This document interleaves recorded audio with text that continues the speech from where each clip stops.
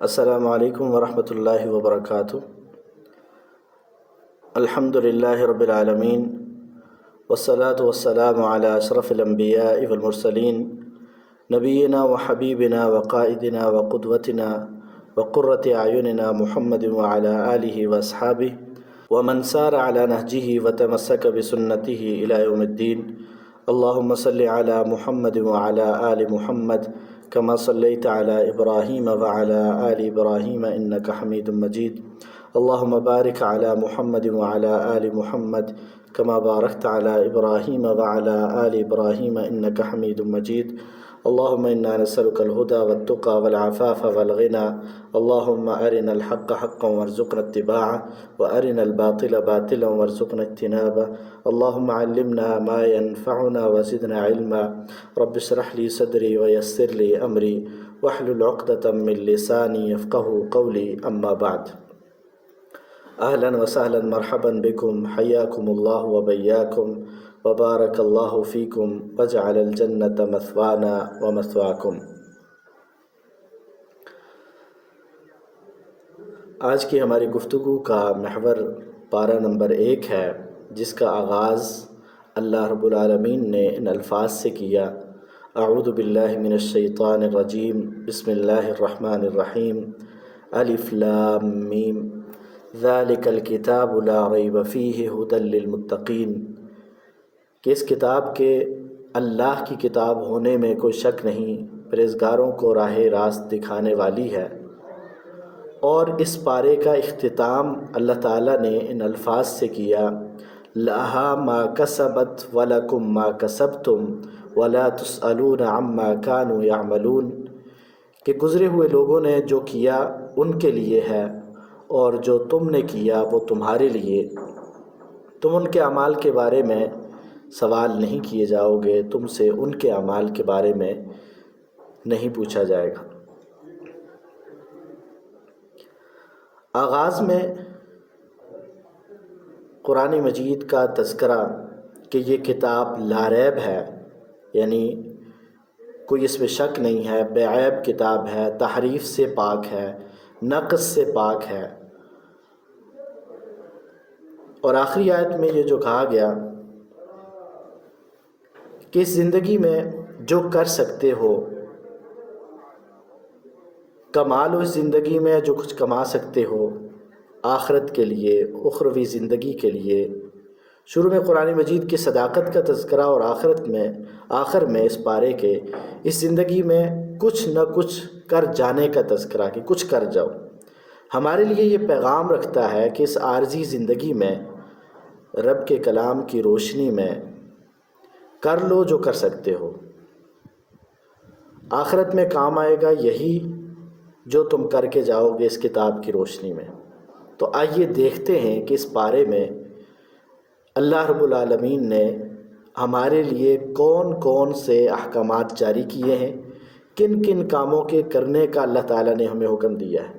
جب یہ کتاب دی اور یہ لا ریب کتاب عطا کر کے کہا کہ یہ ہدایت ہے، یہ رہنمائی ہے، یہ روشنی ہے، اور پھر اس پارے کے اختتام میں اس بات کا تذکرہ فرمایا کہ جو کماؤ گے وہ تمہارے لیے ہوگا۔ اب اس کتاب کی روشنی میں ہم نے کیا کچھ کرنا تھا، اس پہلے پارے میں دیکھتے ہیں کہ اللہ تعالیٰ نے کس کس کام کا ہمیں حکم دیا ہے۔ تو 20 چیزوں کا انشاءاللہ ہم ذکر کریں گے۔ پہلی چیز کہ کلام اللہ کی عظمت کو پہچان لیجئے، کہ اللہ کا کلام کتنا عظیم ہے، اس بات کو پہچان لیجئے اور اس کا ادراک کر لیجئے۔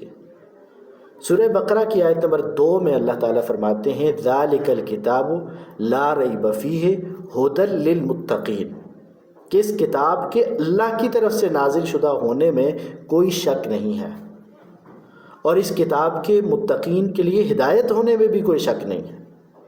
تو اس لیے اس کلام کی عظمت کو پہچان لیجیے، اور یہ کلام ہے عظیم۔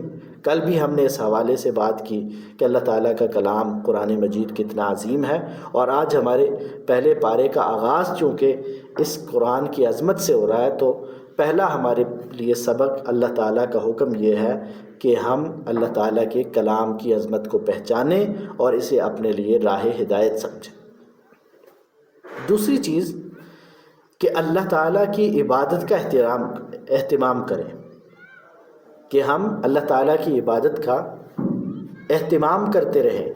اور سورہ بقرہ کی آیت نمبر 21 میں اللہ تعالیٰ فرماتے ہیں یا ایھا الناس اعبدوا ربکم الذی خلقکم، کہ لوگوں اپنے رب کی عبادت کرو جس نے تمہیں پیدا کیا ہے، والذین من قبلکم، اور تم سے پہلے لوگوں کو پیدا کیا ہے، لعلکم تتقون، تاکہ تم متقی بن جاؤ۔ عبادت کا حکم کس لیے دیا ہے؟ اپنے رب کی بندگی کرنے کا حکم کس لیے دیا ہے؟ اور وہ رب جس نے تمہیں بھی اور تم سے پہلوں کو بھی پیدا کیا۔ یا ایک تو اللہ تعالیٰ یہ بات سمجھانا چاہ رہے ہیں کہ رب وہ ہوتا ہے جو خالق ہو، جس نے تمہیں پیدا نہیں کیا نا وہ تمہارا رب بھی نہیں ہو سکتا، اور عبادت اس کی ہو سکتی ہے جو رب ہو، عبادت اس کی ہوگی جو رب ہو، اور رب وہ ہوگا جس نے پیدا کیا ہو۔ تو نتیجہ کیا نکلے گا کہ اللہ تعالیٰ کے علاوہ کسی نے ایک ذرے برابر کوئی چیز پیدا بھی نہیں کی، لہٰذا رب کے علاوہ ایک ذرے برابر کوئی کسی قسم کی عبادت کا حقدار بھی نہیں ہے۔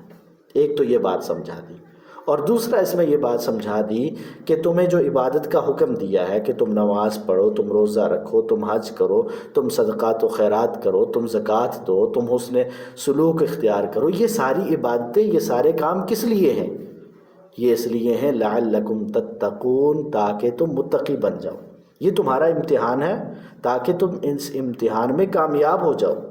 اللہ تعالیٰ نے یہ سارے احکامات اس لیے نازل کیے۔ تیسری چیز کہ یہ جو ہم نے عبادت کرنی ہے، خالق کی بندگی کرنی ہے، یہ ایمان کے ساتھ ہونی چاہیے۔ تو عمل صالح ایمان کے ساتھ اختیار کریں۔ یہ ہمارا تیسرا سبق ہمیں جو اس پارے سے مل رہا ہے کہ ہم نے عبادت تو کرنی ہے اپنے رب کی، لیکن اس عبادت سے پہلے اس رب پر ایمان لانا ہے۔ سورہ بقرہ کی آیت نمبر 25 میں اللہ رب العالمین فرماتے ہیں وَبَشِّرِ الَّذِينَ آمَنُوا وَعَمِلُوا الصَّالِحَاتِ، کہ آپ ان لوگوں کو خوشخبری دے دیں جو ایمان لائے اور عمل صالح کیے۔ اگر کوئی آدمی ایمان لاتا ہے اور عمل صالح نہیں کرتا تو اس کے لیے بھی یہ خوشخبری نہیں ہے۔ اور اگر کوئی آدمی اپنے خیال میں عمل صالح کر رہا ہے، یتیموں کی خدمت بھی کر رہا ہے اور خدمت خلق کے کام بھی کر رہا ہے، لوگوں کے کام بھی آ رہا ہے، اخلاق بھی بڑا اچھا بظاہر اس کا، لیکن ایمان نہیں ہے اس کے پاس، تو ایسے آدمی کے لیے کوئی خوشخبری نہیں ہے۔ کیوں؟ اللہ تعالیٰ ایسے شخص کے بارے میں فرماتے ہیں وَقَدِمْنَا إِلَى مَا عَمِلُوا مِنْ عَمَلٍ فَجَعَلْنَاهُ هَبَاءً مَنْثُورًا۔ سورہ طٰہٰ میں فرمایا کہ ایسے لوگوں کے اعمال کو ہم راکھ بنا کے اڑا دیں گے، تو ان کا تو اعمال کا وزن ہی نہیں کیا جائے گا۔ تو تیسری چیز کیا تھی کہ ایمان کے ساتھ عمل صالح کرنا، ایمان کے بغیر نہیں۔ اور چوتھی چیز کہ انسان اپنی حقیقت کو پہچان لے، انسان اپنی حقیقت کو پہچانے۔ سورہ بقرہ کی آیت نمبر 28 میں اللہ تعالیٰ فرماتے ہیں کیف تکفرون باللہ، تم کیسے اللہ کا کفر کرتے ہو، وکنتم امواتا، حالانکہ تم مردہ تھے، فاحیاکم، اس نے تمہیں زندہ کیا، ثم یمیتکم، پھر تمہیں مار ڈالے گا، ثم یحییکم، پھر تمہیں زندہ کرے گا، ثم الیہ ترجعون، پھر تم اس کی طرف لوٹائے جاؤ گے۔ اچھا، اب انسان کی حقیقت تو یہ ہے کہ نہ عدم سے وجود میں آنے میں اس کو کوئی اختیار ہے، نہ وجود سے عدم میں جانے کا اس کو کوئی خود اختیار ہے، نہ دوبارہ زندہ ہونے کا اس کو کوئی اختیار ہے۔ انسان کو تو نہ پہلی دفعہ زندگی اس کی مرضی سے ملی ہے، نہ دوسری دفعہ زندگی اس کی مرضی سے ملے گی، انسان کے پاس تو یہ اختیار ہی نہیں ہے۔ لیکن باتیں انسان کی سن لیں تو ہم کیسی کیسی باتیں کرتے ہیں، ہم کیا کچھ کرتے ہیں، ایسے ہم ظاہر کر رہے ہوتے ہیں گویا کہ آدھی مخلوق ہم نے بنائی ہے، نعوذ باللہ۔ تو انسان کو اپنی حقیقت کو پہچاننا چاہیے۔ اللہ تعالیٰ فرماتے تم کیسے اللہ کا انکار کرتے ہو، کیسے کفر کرتے ہو، تم تو مردہ تھے، اللہ نے تمہیں زندہ کیا، پھر تمہیں مار دے گا، پھر زندہ کرے گا، پھر اس کے بعد تم رب کے پاس لٹائے جاؤ گے۔ جب لٹائے جاؤ گے تو پھر کیا ہوگا؟ وہاں حساب و کتاب ہوگا۔ اللہ کے رسول نے فرمایا لا تزال قدم ابن آدم حتی یسأل عن خمس، کہ ابن آدم اپنے قدم کو حرکت نہیں دے سکے گا یہاں تک کہ وہ 5 سوالوں کے جواب دے دے۔ تو پھر تو ایک ایک چیز کے بارے میں سوال ہونا ہے وہاں، پھر رب کے پاس تم نے جانا ہے، تو تمہاری حقیقت یہ ہے کہ بھیجا بھی تمہیں رب نے، مارا پھر اس دنیا سے واپس بھی رب نے بلا لینا ہے، پھر دوبارہ بھی زندہ رب نے کرنا ہے، تو پھر تم اس رب کا کیسے انکار کر رہے ہو، اس اللہ کا کیسے انکار کرتے ہو؟ تو ذرا اپنی حقیقت کو ہی پہچان لو، اپنے آپ کو ہی دیکھ لو۔ عقلی طور پر یہاں اللہ تعالیٰ سمجھا رہے ہیں۔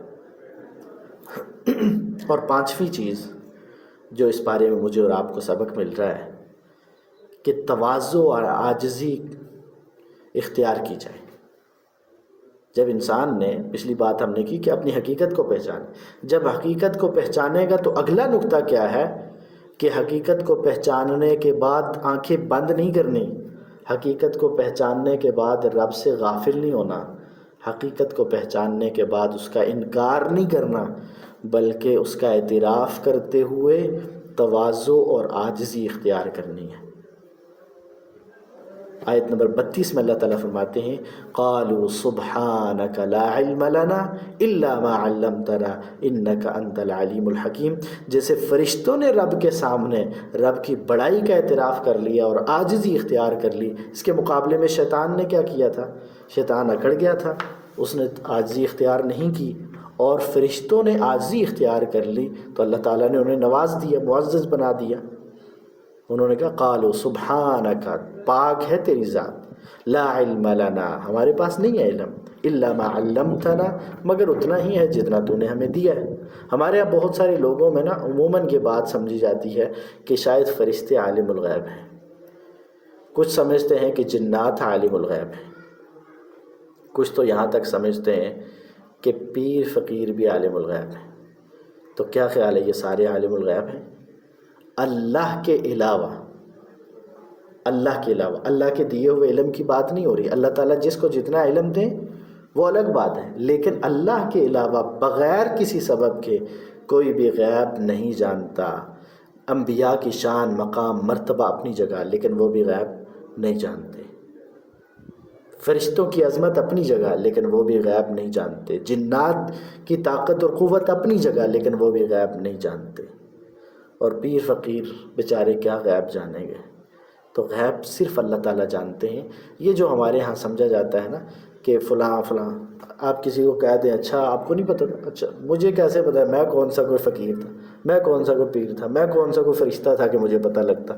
تو اس کا مطلب ہے فرشتوں کو پتہ ہوتا ہے، تو عالم الغیب تو کوئی بھی نہیں ہے۔ تو فرشتے بھی یہاں کیا کہہ رہے ہیں کہ اللہ تیری ذات پاک ہے، تو نے جو ہمیں سکھایا ہمارے پاس وہی علم ہے، انک انت العلیم الحکیم، بے شک تو خوب جاننے والا، حکمت والا ہے۔ تو اس لیے معاملے کو اللہ کے سپرد کر دینا، عاجزی اختیار کر لینا۔ اور 6ٹھی چیز ہے توبہ و استغفار کو معمول بنا لینا، توبہ و استغفار کو اپنا معمول بنا لینا۔ آیت نمبر 37 میں 37 میں اللہ رب العالمین فرماتے ہیں فَتَلَقَّى آدَمُ مِن رَبِّهِ كَلِمَاتٍ فَتَابَ عَلَيْهِ إِنَّهُ هُوَ التَّوَّابُ الرَّحِيمُ، کہ آدم علیہ السلام نے اپنے رب سے کچھ باتیں سیکھ لی، کہ آدم علیہ السلام نے اپنے رب سے کچھ باتیں سیکھ لیں۔ فَتَلَقَّى آدَمُ مِن رَبِّهِ، آدم نے سیکھی اپنے رب سے، کلمات، کچھ باتیں، کچھ کلمات، فَتَابَ عَلَيْهِ، تو اللہ نے ان کی توبہ قبول کر لی۔ اللہ تعالیٰ نے آدم علیہ السلام کی توبہ قبول کی ہے۔ لہٰذا میرے اور آپ کے لیے سبق ہے کہ جس رب نے آدم کی توبہ قبول کی ہے وہ رب تمہاری توبہ بھی قبول کرنے والا ہے، کیونکہ آگے اللہ تعالیٰ نے خود خبر دے دی ہے اِنَّهُ هُوَ التَّوَّابُ الرَّحِيمُ، کہ وہی توبہ قبول کرنے والا ہے۔ تو اللہ تعالیٰ تو توبہ قبول کرنے والا ہے، بس ضرورت اس بات کی ہے کہ ہم توبہ کرنے والے بنے تو صحیح۔ اللہ تعالیٰ تو جگہ جگہ اپنے بندوں سے مخاطب ہو کے یہی کہتے ہیں کہ تم مجھ سے مانگو، توبہ کرو، استغفار کرو، معافی مانگو، میں تمہیں معاف کروں۔ بلکہ یہاں تک فرمایا قُلْ يَا عِبَادِيَ الَّذِينَ أَسْرَفُوا عَلَىٰ أَنفُسِهِمْ،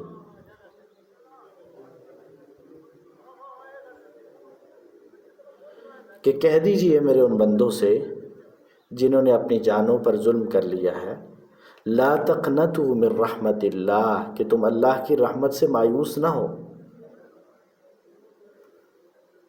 کہ تم اللہ کی رحمت سے مایوس نہ ہونا، کیونکہ اللہ تعالیٰ تو معاف کرنے والا ہے۔ تو اللہ تعالیٰ کی رحمت بہت وسیع ہے، اللہ کی رحمت کا ہم اندازہ نہیں لگا سکتے، بلکہ اللہ تعالیٰ تو خود اس بات کا اعلان کرتے ہیں، رحمتی وسعت کل شیء، کہ میری رحمت ہر چیز سے وسیع ہے۔ تو اس لیے ہمیں اللہ تعالیٰ کی رحمت کا سوال کرتے رہنا چاہیے، اللہ تعالیٰ سے توبہ و استغفار کرتے رہنا چاہیے، اللہ سے معافی مانگتے رہنا چاہیے۔ ہم گناہ کر کر کے تھک جاتے ہیں، لیکن اللہ تعالیٰ کی رحمت نہیں تھکتی، اللہ کی معافی نہیں تھکتی، اللہ تعالیٰ معاف کرنے والے ہیں۔ لہٰذا میرے اور آپ کے لیے سبق یہ ہے کہ جس رب نے آدم کی توبہ کو قبول کیا ہے، وہ رب میری اور آپ کی توبہ قبول کرنے والا ہے، اور ہم کثرت سے اس رب سے توبہ و استغفار کرتے رہیں اور اس کو اپنا معمول بنا لیں۔ اور ساتواں نقطہ اس میں یہ ہے کہ رب کی نعمتوں کو پہچان لیجیے، اللہ تعالیٰ کی نعمتوں کو جو بے شمار ہیں۔ اب ان نعمتوں کو ہم نے کیسے پہچاننا ہے؟ بنی اسرائیل کا تذکرہ کرتے ہوئے سورہ بقرہ کی آیت نمبر 40 میں اللہ رب العالمین فرماتے ہیں، یا بنی اسرائیل اذکروا نعمتی التی انعمت علیکم، کہ اے بنی اسرائیل میری ان نعمتوں کو یاد کرو جو میں نے تم پر کی ہیں، وَأَوْفُوا بِعَهْدِي، اور تم میرے عہد کو پورا کرو، میرے وعدے کو پورا کرو۔ میں کیا کروں گا؟ اوف بعہدکم، میں تمہارے وعدے کو پورا کروں گا، وَإِيَّايَ فَارْهَبُونَ، اور مجھ ہی سے ڈرتے رہنا۔ تو اللہ تعالیٰ نے اس بات کا تذکرہ فرمایا ہے کہ تم مجھ سے ڈرو، میری نعمتوں کو یاد کرو۔ اور جب بنی اسرائیل کو اللہ تعالیٰ یہ کہہ رہا ہے کہ تم میری نعمتوں کو یاد کرو جو میں نے تم پر کی ہیں، تو کیا میرے سے اور آپ سے تقاضا نہیں ہے؟ کیا ہمارے اوپر بنی اسرائیل سے بڑھ کے نعمتیں نہیں ہیں؟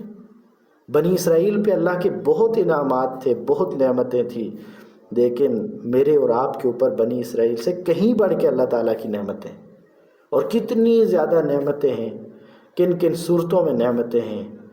اللہ تعالیٰ فرماتے ہیں، وَإِن تَعُدُّوا نِعْمَتَ اللَّهِ لَا تُحْصُوهَا، اگر تم میری نعمتوں کو گننا چاہو، شمار کرنا چاہو، تم شمار نہیں کر سکتے، گن نہیں سکتے، اتنی زیادہ نعمت ہے۔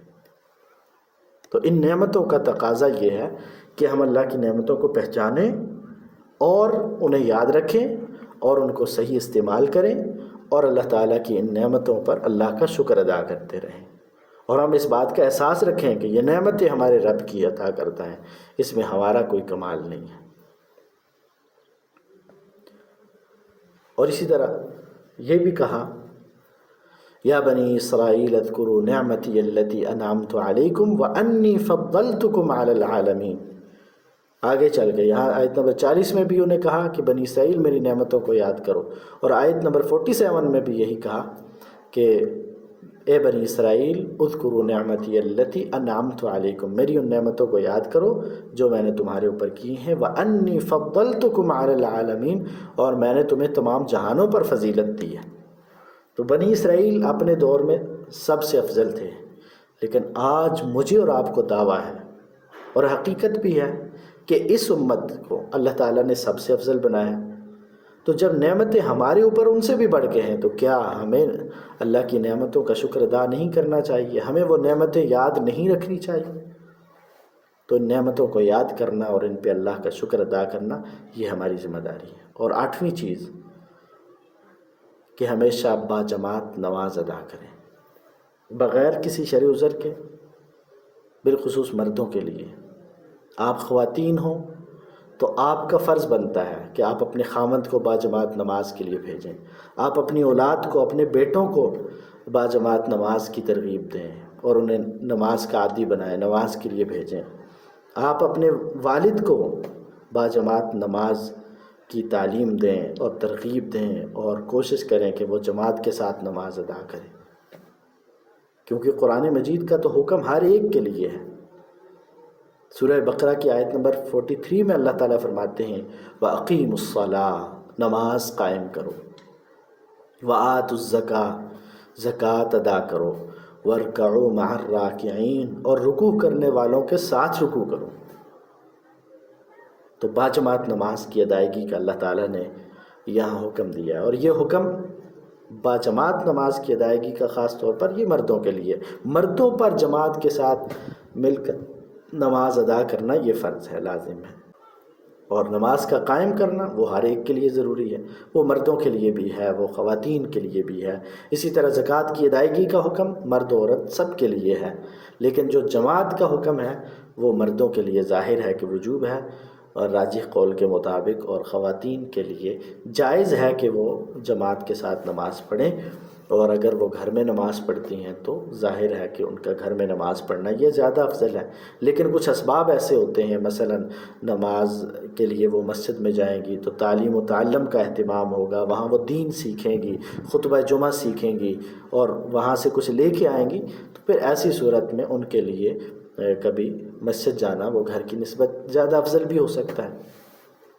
اسی طرح 9ویں چیز کہ علم کے مطابق عمل کیا جائے، یعنی اللہ تعالیٰ جو کتاب ہدایت ہمیں دینے والے ہیں ان کی ڈیمانڈ یہ ہے کہ اس کتاب کے مطابق جو تمہیں علم ملے گا، جو تم سیکھو گے، اس کا تم نے خود بھی اس پہ عمل کرنا ہے، دوسروں کو بھی حکم دینا ہے، دوسروں کو بھی تعلیم دینی ہے، لیکن دوسروں کی تعلیم کے ساتھ ساتھ خود بھی تم نے اہتمام کرنا ہے۔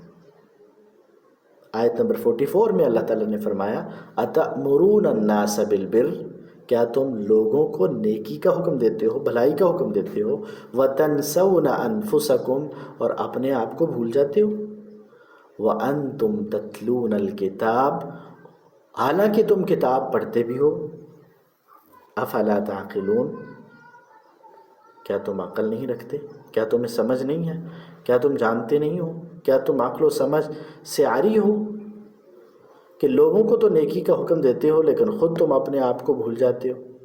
تو أَتَأْمُرُونَ النَّاسَ بِالْبِرِّ، کیا تم نیکی لوگوں کو بھلائی کا حکم دیتے ہو، وَتَنْسَوْنَ أَنفُسَكُمْ، اور اپنے آپ کو بھول جاتے ہو۔ تو اس لیے نیکی کا حکم دینا ہے، اس کا یہ مطلب نہیں ہے کہ ہم اگر اپنے آپ کو بھولے ہوئے ہیں تو نیکی کا حکم دینا چھوڑ دیں۔ اس کا مطلب یہ ہے کہ اگر نیکی کا حکم دیتے ہیں تو اپنے آپ کو بھی نہ بھولیں۔ بعض لوگ اس کا ایک غلط مطلب سمجھ لیتے ہیں، وہ یہ سمجھتے ہیں کہ بس جس نے عمل نہیں کیا وہ کسی کو بتا ہی نہیں سکتا۔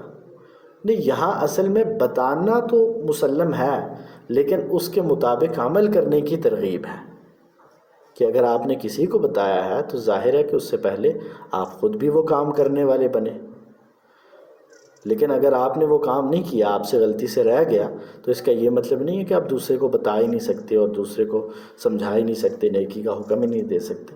تو دوسروں کو بھی نیکی کا حکم دیں اور خود بھی نیکی کرنے والے بنیں۔ اور 10ویں چیز کہ بے جا سوالات سے اجتناب کیا جائے، فضول قسم کے، بے جا قسم کے سوالات سے اجتناب کیا جائے، جیسے بنی اسرائیل نے سوالات کیے۔ اس کے بعد آگے آیات میں اللہ تعالیٰ نے بنی اسرائیل کا تفصیل کے ساتھ ذکر کیا کہ جب انہیں گائے ذبح کرنے کا حکم دیا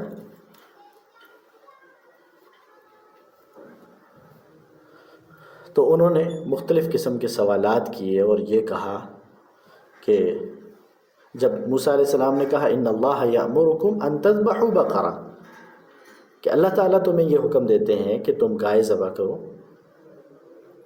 تو انہوں نے آگے سے مختلف سوالات کیے کہ وہ گائے کیسی ہو، اس کا رنگ کیسا ہو، اور کس قسم کی ہو۔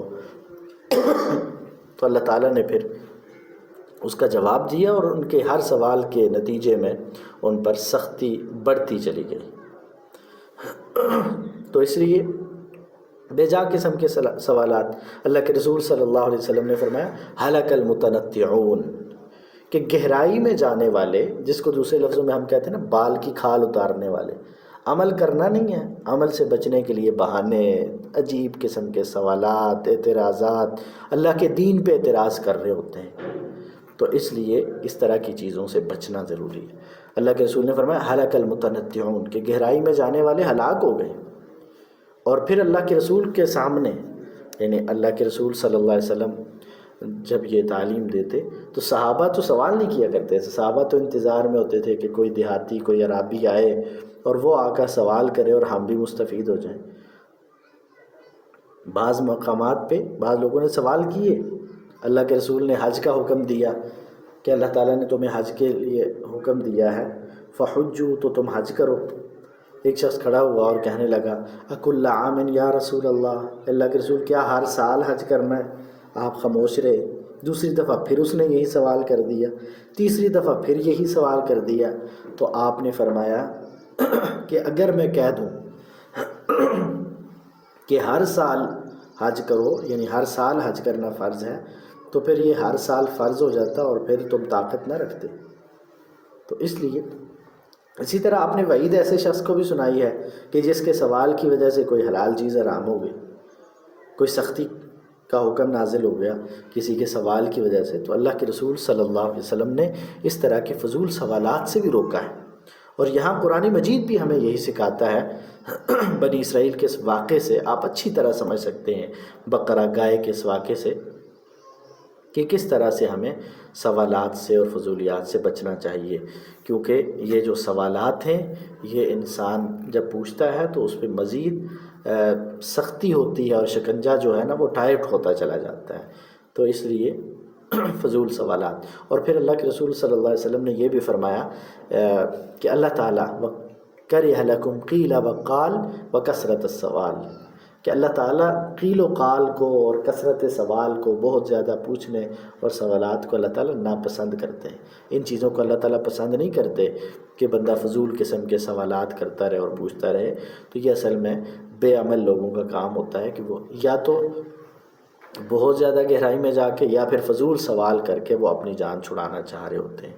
تو ان 10 چیزوں کا ابھی تک ہم نے ذکر کیا ہے جو مجھے اور آپ کو اللہ تعالیٰ کی اس کتاب ہدایت سے مل رہی ہیں، اور بہت ساری چیزیں ہیں لیکن ہم اختصار کے ساتھ جن کی بات کر رہے ہیں ان میں سے 10 کا ہم نے ذکر کر لیا، اور مزید جو 10 رہتی ہیں ان کا ہم وقفے کے بعد ذکر کرتے ہیں۔ تو ہم بات کر رہے تھے کہ اللہ تعالیٰ نے کثرت سوالات اور اس طرح کی چیزوں کو ناپسند کیا ہے، اور اللہ کے رسول صلی اللہ علیہ وسلم نے بھی اسی بات کا ذکر فرمایا ہے کہ قیل و قال، کثرت سوال، فضول کسی چیز کی بال کی کھال اتارنا، تو اس طرح کی چیزوں سے اپنے آپ کو بچایا جائے، اور ہر بندے کو کوشش کرنی چاہیے کہ اس طرح کی چیزوں سے بچے۔ 11ویں چیز کہ خیر کی بات کو دل میں جگہ دینی چاہیے۔ 11واں سبق ہمارے لیے کیا ہے کہ خیر کی بات کو قبول کرنا چاہیے، اسے دل میں جگہ دینی چاہیے۔ آیت نمبر 74 میں اللہ تعالیٰ فرماتے ہیں ثم قست قلوبکم من بعد ذلك فہی کالحجارۃ او اشد قسوہ وان من الحجارۃ لما يتفجر منه الانہار وان منها لما يشقق فيخرج منه الماء وان منها لما يهبط من خشیۃ اللہ وما اللہ بغافل عما تعملون، کہ پھر اس کے بعد تمہارے دل پتھر جیسے بلکہ اس سے بھی زیادہ سخت ہو گئے۔ بعض پتھروں سے تو نہریں بہہ نکلتی ہیں، اور بعض تو پھٹ جاتے ہیں اور ان سے پانی نکل آتا ہے، اور بعض اللہ کے ڈر سے گر پڑتے ہیں۔ یہ بات دل سے نکال دو کہ میرا رب غافل ہے جو تم کرتے ہو ان چیزوں سے، تو یہ باتیں دل سے نکال دو، بلکہ دل میں جب کوئی خیر کی بات آئے تو اسے قبول کیا کرو۔ آپ دیکھتے ہیں ایک زمین ہے، جب اس پہ بارش برستی ہے تو وہ زمین اندر سے بھی گیلی ہو جاتی ہے، وہ زمین اس بارش کا اثر قبول کرتی ہے اور اس سے ہریالی نکل آتی ہے، سبزہ نکلتا ہے، اس سے فائدہ ہوتا ہے۔ زمین ایسی زمین ہے جسے سرسبز و شاداب ہم دیکھتے ہیں، خوش ہوتے ہیں، خوشی ہوتی ہے، پسند آتی ہے۔ اور دوسری وہ زمین ہوتی ہے کہ جس میں جب بارش برستی ہے تو پانی تو اس میں چلا جاتا ہے لیکن وہ بنجر ہوتی ہے، اس سے کوئی چیز اگتی نکلتی نہیں ہے۔ اور تیسری چیزیں ہمیں دیکھتے ہیں کہ ہمیں پہاڑ نظر آتے ہیں، اس کے اوپر بارش ہو، برف ہو، اولے پڑیں، کچھ بھی ہو، کوئی اثر ہی نہیں ہوتا۔ تو ہمارے دل بھی اسی طرح سے ہیں۔ کچھ لوگوں کے دل ایسے ہوتے ہیں کہ کوئی خیر کی بات سنتے ہیں تو اسے قبول کر لیتے ہیں، اس کا اثر نظر آتا ہے۔ جب ان پہ اس خیر کی بات کا اثر ہوتا ہے تو نتیجہ یہ نکلتا ہے کہ خود بھی وہ اس سے مستفید ہوتے ہیں اور دوسرے لوگ بھی مستفید ہوتے ہیں، خود بھی وہ اچھے لگتے ہیں، اور پھر اللہ تعالیٰ تو دیکھتے ہی دلوں کو ہیں، اللہ تعالیٰ تو مال و دولت نہیں دیکھتے، وَلَٰكِن يَنظُرُ إِلَىٰ قُلُوبِكُمْ وَأَعْمَالِكُمْ، اللہ تعالیٰ تو انسانوں کے دلوں کو اور ان کے اعمال کو دیکھتے ہیں۔ تو اس طرح سے ایک دل تو وہ ہے، یہ مومن کا دل ہے جس پہ خیر کی بات اثر کرتی ہے، اور یہ پھر اس وجہ سے اپنے آپ کو بھی فائدہ پہنچاتا ہے، دوسروں کو بھی فائدہ پہنچاتا ہے۔ دوسرا دل منافق کے دل کی طرح ہے کہ جس پہ وقتی طور پہ کوئی چیز اثر تو کر جاتی ہے، یا فاسق و فاجر آدمی کی طرح کہ وقتی طور پہ تو بات نے اثر کر لیا لیکن وہ زیادہ دیر رہتی نہیں ہے، اس سے کوئی فائدہ نہیں ہوتا۔ ٹھیک ہے، وقتی طور پہ اس نے خیر کی بات سنی، اسے بڑی اچھی لگی، لیکن بعد میں بات ختم ہوتے ہی اس نے مذاق اڑا لیا، کوئی پرواہ ہی نہیں کی، تو یہ دوسری قسم ہوتی ہے۔ اور تیسرے ان لوگوں کے دل ہوتے ہیں جن کے سامنے آپ قرآن کی آیتیں پڑھ پڑھ کے تھک جائیں، احادیث سنا کے آپ تھک جائیں، وہ انہیں کوئی بات سمجھ نہیں آتی، وہ نہ ماننے کو تیار ہوتے ہیں نہ قبول کرنے کو تیار ہوتے ہیں، بس انہیں لگتا ہے کہ ٹھیک ہے جی، بے مولویوں کی باتیں ہیں، یہ بس یہ قرآن سناتے رہتے ہیں، تو قرآن ان پہ اثر نہیں کرتا۔ تو یہ قرآن ان لوگوں کو بدلتا ہے، ہدی للمتقین، جن کے دلوں میں تقویٰ ہے۔ تو اپنے دلوں کو ہمیں ایسا بنانے کی کوشش کرنی چاہیے کہ ہمارے دلوں سے میں خیر اثر کرے، اور پھر اس خیر کو ہم جگہ دے کے اس پہ عمل کر کے خود کو بھی فائدہ پہنچائیں اور دوسروں کو بھی فائدہ پہنچائیں۔ اور 12ویں چیز کہ ہمیں آخرت کی تیاری کی فکر کرنی چاہیے، آخرت کی تیاری کی فکر۔ آیت نمبر 94 میں اللہ رب العالمین فرماتے ہیں قُلْ إِنْ كَانَتْ لَكُمُ الدَّارُ الْآخِرَةُ عِنْدَ اللَّهِ خَالِصَةً مِّن دُونِ النَّاسِ فَتَمَنَّوُا الْمَوْتَ إِن كُنتُمْ صَادِقِينَ۔ اہل کتاب کہتے تھے نا آخرت تو ہماری ہے، آخرت تو ہماری کامیاب ہونے والی، اور ہمارے بھی بہت سارے لوگ کہتے ہیں عمل کریں نہ کریں، نماز پڑھیں نہ پڑھیں، آخرت کی فکر ہو اور نہ ہو، بس یہ ہم مسلمان ہیں، ہم امت محمدیہ سے ہیں، کامیاب تو ہم ہی ہوں گے، دنیا آخرت ہماری ہی ہے۔ یہود و نصارہ کو بھی یہی وہم و گمان تھا، وہ بھی یہی کہتے تھے۔ تو اللہ تعالیٰ نے فرمایا کہ اگر تم یہ سمجھتے ہو کہ آخرت تمہارے لیے ہی ہے، باقی لوگوں کے لیے نہیں ہے، صرف تمہارے لیے ہے اللہ کے نزدیک، تو پھر تم فتمنوا الموت، موت کی تمنا کرو نا۔ اگر تم دل کی سچائی سے یہ بات کہتے ہو کہ آخرت تمہاری ہے، تو پھر ذرا موت کی تمنا کرو، اگر تم سچے ہو اپنے اس دعوے میں، موت کی آرزو کرو، لیکن فَلَن يَتَمَنَّوْا، کبھی بھی وہ موت کی تمنا نہیں کریں گے، کیونکہ وہ دعویٰ صرف زبان کی حد تک ہوتا ہے۔ تو ہمیں بھی آخرت کی فکر کرنی چاہیے، یہ بات سوچ کر کہ جی آخرت تو ہماری ہے، مسلمان تو ہم ہیں، بس ہم تو بخشے بخشائیں، یہ بات سوچ کر صرف اپنے آپ کو دھوکہ نہیں دینا چاہیے۔ اور 13واں سبق کہ اللہ تعالیٰ سے اچھی چیز کی امید رکھیں، اچھے بدلے کی امید رکھیں، لیکن اچھے بدلے کی کب؟ اچھائی کر کے اچھے بدلے کی امید رکھیں، برائی کر کے اچھے بدلے کی امید نہیں۔ سورہ بقرہ کی آیت نمبر 103 میں اللہ تعالیٰ فرماتے ہیں وَلَوْ أَنَّهُمْ آمَنُوا وَاتَّقَوْا لَمَثُوبَةٌ مِّنْ عِندِ اللَّهِ خَيْرٌ لَوْ كَانُوا يَعْلَمُونَ۔ اگر یہ لوگ صاحب ایمان متقی بن جاتے تو میرے رب کی جانب سے نواز دیے جاتے، بہترین ثواب سے نواز دیے جاتے، کاش کہ انہیں اس بات کا علم ہو۔ لیکن ثواب کب؟ وَلَوْ أَنَّهُمْ آمَنُوا وَاتَّقُوا، اگر یہ ایمان لاتے اور تقوی اختیار کرتے تو پھر انہیں اچھا بدلہ ملتا۔ ہم اپنے آپ کو دھوکہ دیتے ہیں، ہم کہتے ہیں اللہ اچھا بدلہ دے گا، اچھا امید تو لگائے ہوئے ہیں لیکن عمل کچھ بھی نہیں کر رہے۔ تو اگر امید کی وجہ سے عمل سے غافل ہیں تو یہ بھی اپنے آپ کو دھوکہ دینے والی بات ہے، یا پھر عمل کرنے کے باوجود بھی نا امید ہیں کہ پتہ نہیں کیا بنے گا، پتہ نہیں قبول بھی ہوتی ہے کہ نہیں ہوتی، پتہ نہیں جی اللہ ہمارے ساتھ کیا کرے گا۔ نہیں، اچھی امید، آپ کے پاس اعمال اچھے ہیں، آپ کوشش کرتے ہیں اچھے اعمال کی، تو پھر اس پہ امید اچھی رکھیں، اس پہ امید یہ نہ رکھیں کہ پتہ نہیں قبول ہوتی ہے کہ نہیں ہوتی، ایسے گری باتیں پھر نہیں کرنی چاہیے۔ اور 14واں سبق کہ انسان کو خواہش نفس کی پیروی سے اجتناب کرنا چاہیے۔ یہ نفس جو انسان کو برائیوں کی طرف لے کے جاتا ہے، ان النفس لامارۃ بالسوء، جو انسان کو برائی کی طرف، گناہ کی طرف، نافرمانی کی طرف پکڑ پکڑ کے زبردستی کھینچ کھینچ کے لے کے جاتا ہے. انسان بھاگا بھاگا جو گناہوں کی طرف جاتا ہے نا، اس سے انسان کو باز آ رہنا چاہیے. آیت نمبر 120 میں اللہ تعالیٰ فرماتے ہیں وَلَئِنِ اتَّبَعْتَ أَهْوَاءَهُمْ کہ اے پیغمبر اگر آپ ان لوگوں کی خواہشات کی پیروی کریں، بعد الذی جاءک من العلم آپ کے پاس جو علم آ گیا اس کے باوجود اگر آپ ان لوگوں کی پیروی کریں گے تو ما لک من اللہ من ولی ولا نصیر تو پھر آپ کا کوئی ولی بھی نہیں ہوگا اور آپ کا کوئی مددگار بھی نہیں ہوگا، آپ کو پھر بچانے والا کوئی نہیں ہوگا. تو اس لیے آپ ان لوگوں کی پیروی نہ کرنا. آپ کے پاس تو جو علم آیا ہے آپ اس علم کی پیروی کریں. اور 15ویں چیز، 15واں سبق اس میں جو میرے اور آپ کے لیے ہے وہ یہ ہے کہ خوبصورتی کے ساتھ، بہترین انداز سے، خوش دلی کے ساتھ اللہ کے کلام کی تلاوت کو اپنا معمول بنا لیں.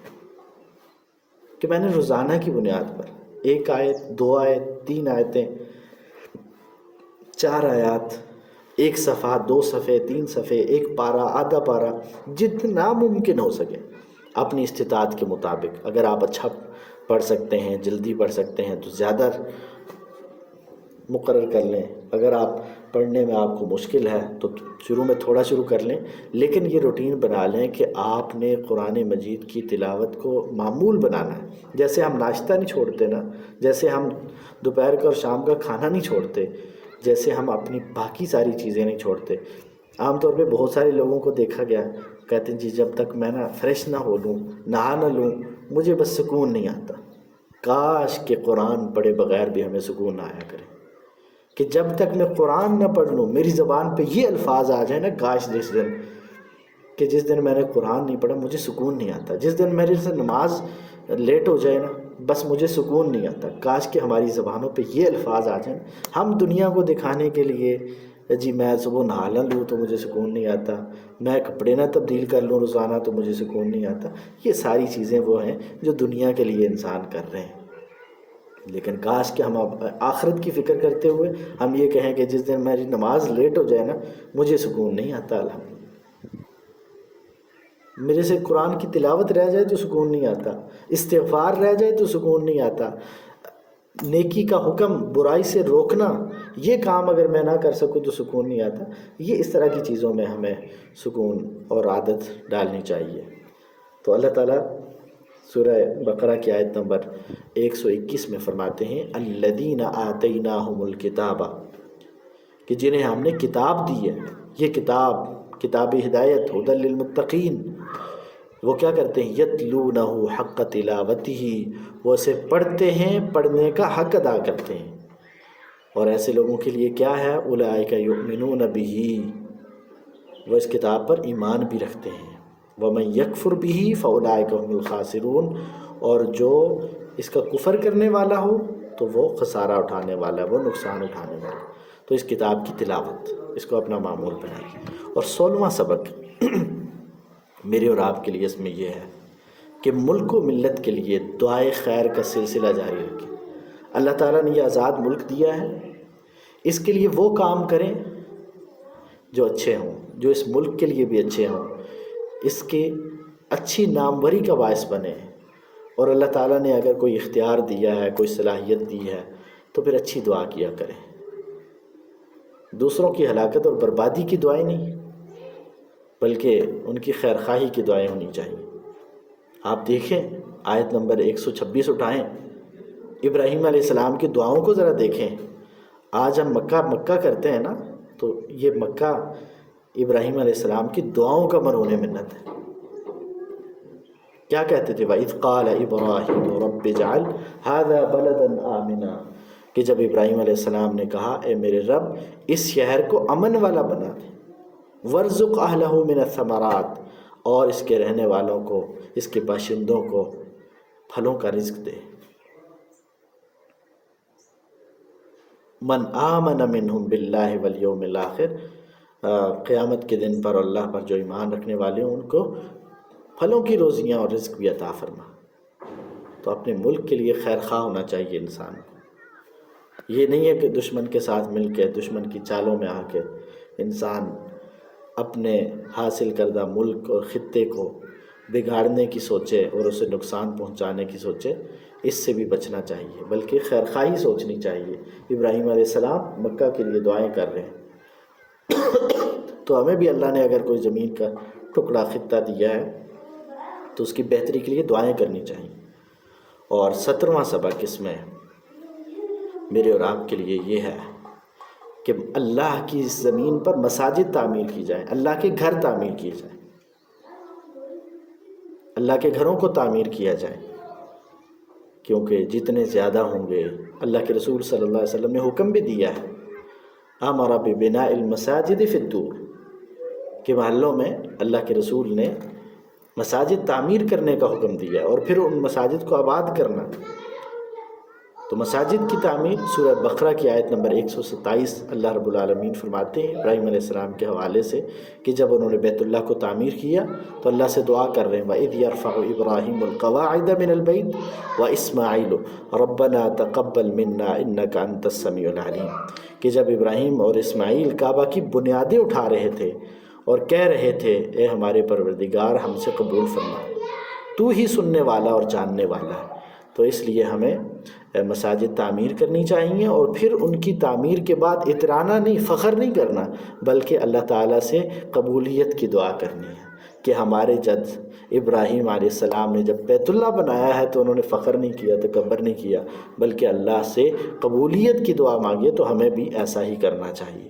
اور 18واں سبق میرے اور آپ کے لیے یہ ہے کہ ہم اپنی اولاد کی تربیت کا اہتمام کریں، ہم اپنی اولادوں کی تربیت کا اہتمام کرنے والے بنیں۔ اور پھر اللہ تعالیٰ نے بطور نمونہ ہمارے سامنے ابراہیم علیہ السلام اور یعقوب علیہ السلام کا تذکرہ کرتے ہوئے آیت نمبر 132 میں فرمایا وَوَصَّى بِهَا إِبْرَاهِيمُ بَنِيهِ وَيَعْقُوبُ يَا بَنِيَّ إِنَّ اللَّهَ اصْطَفَى لَكُمُ الدِّينَ فَلَا تَمُوتُنَّ إِلَّا وَأَنْتُمْ مُسْلِمُونَ، کہ اس کی وصیت ابراہیم اور یعقوب نے اپنی اولاد کو کی، اس توحید کی وصیت، اس دین کی وصیت کہ ہمارے بچوں اللہ تعالیٰ نے تمہارے لیے پسند فرمایا ہے، اس دین کو پسند فرمایا ہے، خبردار تم دنیا سے رخصت ہونا حالت اسلام میں رخصت ہونا، وَلَا تَمُوتُنَّ إِلَّا وَأَنْتُمْ مُسْلِمُونَ فَلَا تَمُوتُنَّ إِلَّا وَأَنْتُمْ مُسْلِمُونَ، کہ تمہیں موت فرما برداری کی، اسلام کی حالت میں آنی چاہیے۔ تو اپنی اولادوں کی ایسی تربیت کی جائے۔ ہم اپنی اولادوں کی تربیت نہیں کرتے، اور ہمارے ہاں اولادیں وہ دنیا کے پیچھے بھاگ رہی ہوتی ہیں اور ہم انہیں آخرت کی طرف نہیں موڑ پاتے۔ تو اپنی اولادوں کی اچھی تربیت کرنا، اہتمام کرنا، انہیں دین سکھانا، دیندار بنانا، یہ والدین کی ذمہ داری ہے۔ یہ والدین پر فرض ہے کہ وہ اپنی اولادوں کو دیندار بنائیں اور ان کی خیرخواہی کریں، انہیں نصیحت کریں۔ اور 19واں سبق میرے اور آپ کے لیے یہ ہے کہ ہم صحابہ کی سیرت کو اپنائیں، ہم صحابہ کی سیرت کو، صحابہ کے کردار کو، ان کے ایمان کو اپنے لیے اسوہ اور آئیڈیل بنائیں کہ انہوں نے کس طرح اللہ کے رسول صلی اللہ علیہ وسلم پر اپنی جانیں قربان کی ہیں، ایمان لائے ہیں، پھر ہر میدان میں، میدان جہاد جیسے جہاں جان چلی جا رہی ہے لیکن وہاں پہ بھی انہوں نے اپنا کردار ادا کیا ہے۔ تو ہمیں صحابہ کی سیرت کو بھی اپنانے کی کوشش کرنی چاہیے۔ آیت نمبر 137 میں اللہ تعالیٰ فرماتے ہیں فَإِنْ آمَنُوا بِمِثْلِ مَا آمَنْتُمْ بِهِ فَقَدِ اهْتَدَوْا، کہ اگر یہ لوگ تم جیسا ایمان لائیں تو ہدایت پا جائیں۔ صحابہ سے کہا کہ یہ جو لوگ ہیں باقی، یہ اگر تمہارے جیسا ایمان لے آئیں فَقَدِ اهْتَدَوْا، تو ہدایت پا جائیں۔ اور صحابہ کے نقش قدم پر چلنا، صحابہ کے طریق کو اختیار کرنا۔ اللہ کے رسول صلی اللہ علیہ وسلم نے جب اس بات کی خبر دی کہ میری امت 73 فرقوں میں تقسیم ہو جائے گی اور ایک جنت میں جائے گا، تو صحابہ نے پوچھا تھا من ہم یا رسول اللہ، وہ کون لوگ ہوں گے؟ تو آپ نے کیا فرمایا تھا؟ ما انا علیہ و اصحابی، یہ وہ لوگ ہوں گے جو میرے اور میرے صحابہ کے طریقے پر چلنے والے، میرے اور میرے صحابہ کے نقش قدم پہ چلنے والے۔ تو سیرت صحابہ کو اپنانا یہ بھی میرے اور آپ کے لیے پیغام ہے اس پہلے پارے میں۔ اور 20واں پیغام کہ ہم اللہ تعالیٰ کی اطاعت اور بندگی کی تصویر بن جائیں، ہمارے اوپر ہمارے رب کا رنگ نظر آئے۔ کہ ہم تو دنیا کے رنگ دیکھتے ہیں نا، اور دنیا کے رنگ ڈھنگ دیکھ کے ہم کہتے ہیں جیسا دیس ویسا بھیس، جیسے لوگ ہوں گے ہم ویسے بن جائیں گے۔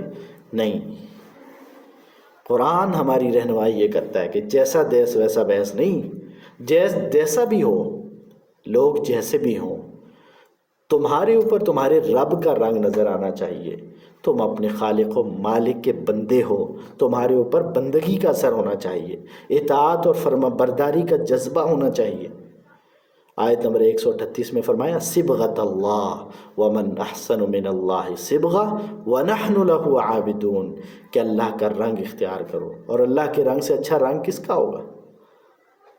ہم عبادت کرتے ہیں اسی کی، عبادت کرتے ہیں جو ہمارا رب ہے، وَنَحْنُ لَهُ عَابِدُونَ، اور ہم اسی کی عبادت کرنے والے، ہم اسی کے بندے ہیں۔ تو ہمارے اوپر ہمارے رب کا رنگ ہونا چاہیے، اس کی شریعت کا رنگ ہونا چاہیے، دین کا رنگ ہونا چاہیے۔ یہ نہیں ہے کہ ہم لوگوں کے رنگ دیکھتے ہیں، اپنے رنگ بدلنے کے لیے، لوگوں کے سامنے آنے کے لیے اپنے رنگ بدلتے ہیں، اور پتہ نہیں کون کون سی کریمیں اپنا ستیہ ناش کرتے ہیں۔ تو اللہ کے سامنے آنے کے لیے ہمیں رب کے رنگ میں رنگنا پڑے گا۔ تو یہ اختصار کے ساتھ 20 چیزیں جس کا ہم نے ذکر کیا کہ اللہ تعالیٰ نے یہ کتاب ہدایت نازل کی ہے، اور اس کے پہلے پارے کے آخر میں یہ کہہ دیا ہے لہا ما کسبت ولکم ما کسبتم، کہ لوگوں تمہارے لیے تمہارے اعمال ہوں گے، اس لیے اپنے اعمال کی اصلاح کرو۔ 20 اعمال کا ہم نے ذکر کیا ہے۔